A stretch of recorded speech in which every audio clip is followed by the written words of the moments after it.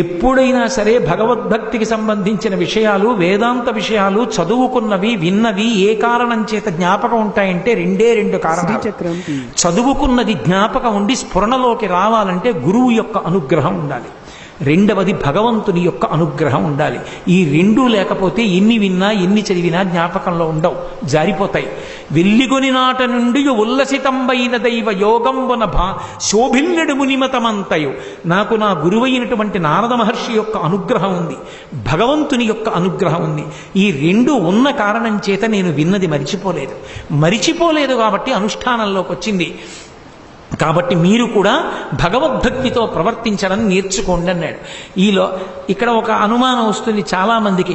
100 దివ్య సంవత్సరములు హిరణ్యకశిపుడు తపస్సు చేశాడు కదా, మరి ప్రహ్లాదుడు లీలావతి కడుపులో ఉంటే ఇన్ని సంవత్సరములు ఎలా లీలావతి కడుపులో ఉండిపోయాడు అని.